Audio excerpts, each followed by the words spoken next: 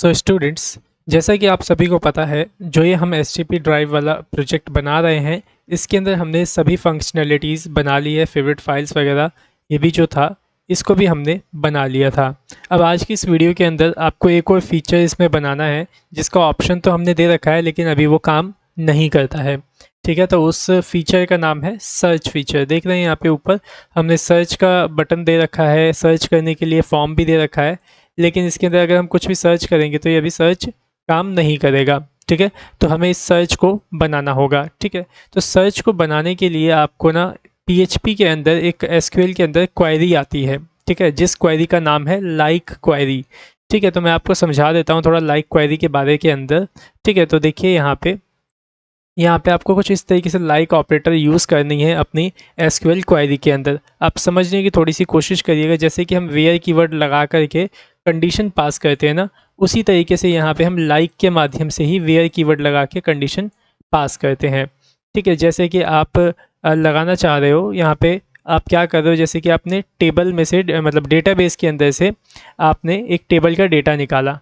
ठीक है, और आप उस टेबल के अंदर से उस कस्टमर नेम का डेटा निकालना चाहते हो, जहाँ पे कस्टमर नेम कुछ इस तरीके का दिख रहा हो, लाइक %A।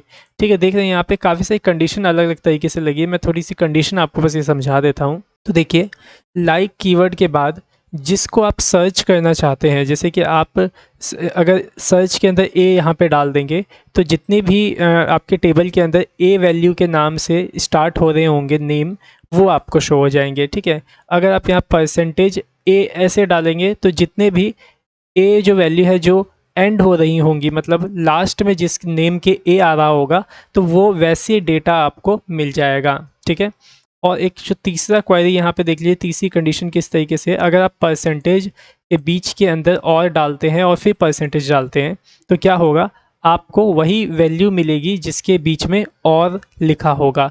ठीक है, तो ये जो और लिखा हुआ है ना, आप इसको खुद से एडिट कर सकते हो, मतलब और की जगह आप कुछ भी लिख सकते हो जो आप सर्च करना चाहते हो। तो जिसे आप सर्च करना चाहते हो उसको आप इस और के जगह पे लिखेंगे, तो वही वाली फाइल आपको निकल के मिल जाएगी। ठीक है, तो समझ में आ गया। तो सबसे जो मेन क्वेरी है ना आपकी, यही वाली है। तो इसी को हम आज की इस क्लास में यूज़ करने वाले हैं डेटा को फाइंड करने के लिए। ठीक है, तो इतना समझ में आ गया होगा। बाकी जब हम इसका प्रैक्टिकल करेंगे तब आप इसको और अच्छी तरीके से समझ जाएंगे। ठीक है, बाकी नीचे का जो है ये भी आप धीरे धीरे समझ जाएंगे। जब इसको समझ जाएंगे तो ये भी समझ जाएंगे, क्योंकि इसका सब कुछ डिस्क्रिप्शन यहाँ पे लिखा हुआ है। ठीक है, तो चलिए अब इसको स्टार्ट करते हैं। हम इस लाइक क्वेरी के माध्यम से सर्च की जो फंक्शनैलिटी हमें बनानी है। तो सबसे पहला काम आपको क्या करना पड़ेगा, कोड में आना है और यहाँ पे आपको PHP फोल्डर को ओपन करना है। ठीक है, और इसके अंदर जो आप पेजेस फोल्डर देख रहे हैं, इसको ओपन करना है और यहाँ पे आपको एक न्यू फाइल बनानी पड़ेगी। ठीक है, पेजेस फोल्डर के अंदर तो राइट क्लिक करिए, न्यू फाइल पे क्लिक करिए और इस फाइल को सेव कर लीजिए। किस नाम से? search.php के नाम से। ठीक है, मैं सेव पे क्लिक कर लेता हूँ search.php को। ठीक है, अब इसके अंदर आपको क्या कोड लिखना है वो मैं आपको बताता हूँ। सबसे पहले आप यहाँ पे जो myfiles.php है ना, इसको ओपन करिए और इसके अंदर का सारा कोड आपको कॉपी कर लेना है। कंट्रोल के साथ A बटन आपको दबाना है, कंट्रोल के साथ C बटन दबाना है कॉपी के लिए, और यहाँ पे search.php में आकर के आपको इसे पूरा यहाँ पे पेस्ट कर देना है कुछ इस तरीके से, और इसे सेव कर लेना है।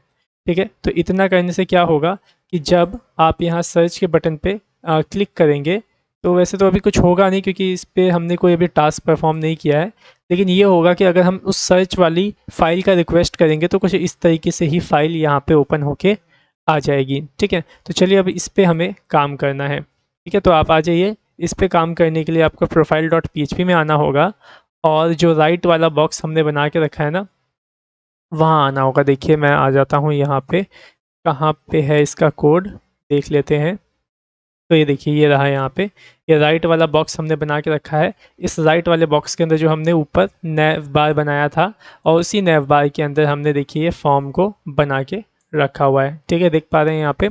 अब आपको करना क्या है, इस फॉर्म का एक तो पहले नाम सेट कर लीजिए। तो मैं यहाँ पे रख देता हूँ search_form। ठीक है, मतलब सर्च फॉर्म में इसमें क्लास वैल्यू सेट कर देता हूँ इस फॉर्म में। ठीक है, और इसके अंदर का ये इनपुट देख लीजिए, इसमें क्या क्या सेट है। टाइप सर्च, प्लेस होल्डर है, और ये इस तरीके से ये एरियल लेबल लगा हुआ है। ठीक है। तो इसमें आप एक और क्लास वैल्यू सेट कर लीजिए या फिर आईडी सेट कर लीजिए, किस नाम से, सर्च के नाम से, ताकि हम इसको सेलेक्ट कर सकें। ठीक है, तो सेव कर लीजिए इतने को। अब आपको क्या करना होगा कि जब इस फॉर्म के अंदर कुछ भी आप डेटा जो लिखोगे ना, वो डेटा लिखने के बाद जब आप इस फॉर्म को सबमिट करो तो किसका एजाक्स होना चाहिए, जो ये आपका सर्च डॉट PHP है ना, इसका एजाक्स होना चाहिए। तो ये आपको करना पड़ेगा। ठीक है, तो चलिए इसे करते हैं। तो देख लीजिए यहाँ पे जो फॉर्म है इसके अंदर कौन सी क्लास है, सर्च अंडरस्कोर फॉर्म। ठीक है, तो चलिए अब सबसे नीचे आ जाइए यहाँ पे कोड में, और यहाँ पे आप सेलेक्ट कर लीजिए search underscore form class value को। ठीक है, और इसमें लगाइए सबमिट इवेंट को। ठीक है, तो मैंने यहाँ पे लगाया सबमिट, मतलब मैंने यहाँ लिखा जब मेरा वाला फॉर्म सबमिट होगा तो क्या होना चाहिए। तो क्या होना चाहिए, तो उसके लिए मैं यहाँ पे कॉल बैक फंक्शन पास करूँगा कुछ इस तरीके से। और जब सबमिट होना तो मेरा पेज जो रिलोड हो रहा है वो रिलोड ना हो, तो उसके लिए पहले ही मैं यहाँ पे इवेंट को रिसीव करूँगा इस फंक्शन में, और उसको e.prevent डिफ़ॉल्ट करके उसको बंद कर दूँगा। ठीक है, कुछ इस तरह से। ओके, एक बार इसके नीचे मैं अलर्ट पास करके टेस्टिंग कर लेता हूँ कि इस पर क्लिक करने के बाद, मतलब फॉर्म को सबमिट करने के बाद, क्या मेरा फॉर्म, मतलब क्या मेरा पेज रिलोड हो रहा है या नहीं। ठीक है, तो फिलहाल मैं इसे सेव कर लेता हूँ और इसे एक बार रन करके टेस्ट करता हूँ। तो देखिए मैंने रिलोड किया, सर्च पे क्लिक करता हूँ, तो देखिए यहाँ पे ये अलर्ट हो गया, मतलब मेरा पेज अभी रिलोड नहीं हो रहा है। ठीक है, तो आपको समझ में आ गया ये। अब नेक्स्ट आ जाइए। अब क्या करना है आपको, यहाँ पे जो यूज़र ने फॉर्म के अंदर लिखा है, मतलब इस सर्च में जो क्वेरी यूज़र ने डाली है, उस क्वेरी को आपको यहाँ पे रिसीव करना है। तो वो कैसे करेंगे, सिंपल है। मैंने इनपुट के अंदर क्या आईडी सेट की थी, सर्च के नाम से, तो आप यहाँ पे सर्च लिखिए और यहाँ पे उसकी वैल्यू को इस तरीके से निकाल लीजिए। ठीक है, और इसको आप एक वेरिएबल में रख लीजिए। तो मैं यहाँ पे एक वेरिएबल बना लेता हूँ क्वेरी के नाम से। ठीक है, कुछ इस तरीके से, क्वेरी, यूज़र ने क्या क्वेरी की है, क्या सर्च क्वेरी की है, तो वो यहाँ पे बना लेता हूँ क्वेरी के नाम से। या फिर आप कीवर्ड भी लिख सकते हैं, कुछ भी लिख सकते हैं, वेरिएबल है। अब मैं इस वेरिएबल को एक बार अलर्ट करके देखता हूँ क्या इसके अंदर वही क्वेरी आ रही है या वही डेटा आ रहा है जो यूज़र सर्च कर रहा है। सेव कर लीजिए, इसको रन करके एक बार टेस्ट करिए। तो देखिए मैं यहाँ पे सर्च करता हूँ इनवॉइस, सर्च पे क्लिक करता हूँ, तो देखिए यहाँ पे इनवॉइस मेरे को मिल चुका है। ठीक है, अब हमें यहाँ पे सीधा एजाक्स करना है। ठीक है, तो एजाक्स कैसे करेंगे, सिंपल है एकदम एजाक्स करना। मैं आपको बता देता हूँ, आप चाहें तो कोड भी कॉपी पेस्ट कर सकते हैं, क्योंकि जो हमने मेन्यू के लिए एजाक्स किया था ना, ये वाला देख लीजिए, जो हमने मेन्यू के लिए एजाक्स किया था, सेम टू सेम यही एजाक्स करना है। तो सिंपल से आप क्या करिए, कॉपी कर लीजिए कोड।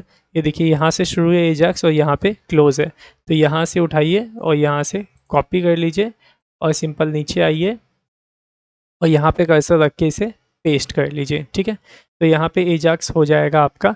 अब मैंने इसलिए कोड कॉपी पेस्ट किया क्योंकि देखिए यहाँ पे लोडिंग वगैरह का भी कोड करना पड़ जाता बिफोर सेंड के अंदर, तो उसमें हो ही रखा था कोड, तो इस वजह से हमने इसे कॉपी पेस्ट कर लिया। ठीक है, अब यहाँ पे करना क्या है, सिंपल से देखिए यहाँ पे पेज लिंक लगा हुआ है, तो इस पेज लिंक को आपको यहाँ से हटाना होगा इस तरह से, और यहाँ पे लिखना होगा सर्च। ठीक है, सर्च डॉट PHP, क्योंकि अभी हम किसकी रिक्वेस्ट कर रहे हैं, सर्च डॉट PHP की रिक्वेस्ट कर रहे हैं। ठीक है, और वो भी आपका PHP फोल्डर के अंदर, पेजेस के अंदर सर्च डॉट PHP है। ठीक है, तो इस तरीके से हम यहाँ पे सर्च का रिक्वेस्ट कर रहे हैं। ठीक है, रिक्वेस्ट करने के साथ साथ आपको ये जो क्वेरी है वो भी इस सर्च डॉट PHP में भेजनी होगी, तभी तो हम सर्च करके वही फाइल निकाल पाएंगे ना जो यूज़र ने सर्च कर रखी है। ठीक है, तो यहाँ पे आप डेटा प्रॉपर्टी सेट करिए और यहाँ पे मैं क्वेरी के नाम से ही वेरिएबल बना लेता हूँ, वेरिएबल कह रहा हूँ मैं, प्रॉपर्टी यहाँ पे सेट कर लेता हूँ क्वेरी, और जो वेरिएबल है क्वेरी वाला उसको भी मैं यहाँ पे इस तरीके से पास कर देता हूँ। तो मतलब मैं, और यहाँ पे देख लीजिए इस डेटा को यहाँ से कॉमा से टर्मिनेट कर दीजिएगा। ठीक है, वरना एरर आ जाएगा। तो यहाँ देख लीजिए मैंने डेटा भेज दिया, रिक्वेस्ट कर लिया सर्च डॉट PHP का। अगर मैं अभी इसे सेव करके रन करता हूँ तो देखिएगा क्या आएगा। तो देखिए मैं इसे रिलोड करता हूँ एक बार। अगर मैं बाय स्टोरेज पे क्लिक कर रखा हूँ और सर्च पे क्लिक करता हूँ तो देखिए वही अवर फाइल्स वाला आपका ओपन हो गया है। लेकिन जो ये अवर फाइल्स वाला ये डेटा आ रहा है ना, ये आपका सर्च डॉट PHP से आ रहा है, क्योंकि सर्च डॉट PHP के अंदर भी तो अवर फाइल्स वाला ही आपका कोड मौजूद है। ठीक है, तो हमें इसे थोड़ा सा कस्टमाइज़ करना होगा। तो सबसे पहले आ जाइए सर्च डॉट PHP के अंदर, सबसे ऊपर आप यहाँ पे क्या करिए, जो आपने डेटा भेजा है उसे आप रिसीव कर लीजिए। तो मैं यहाँ पे पोस्ट के माध्यम से क्वेरी को यहाँ पे रिसीव कर लेता हूँ। ठीक है, कुछ इस तरीके से, और यहाँ पे एक वेरिएबल के अंदर इसे रख लेता हूँ। तो मैंने इसे सर्च वेरिएबल में रख लिया, SEAR CH, ठीक है, सर्च वेरिएबल के अंदर रख लिया, ठीक है।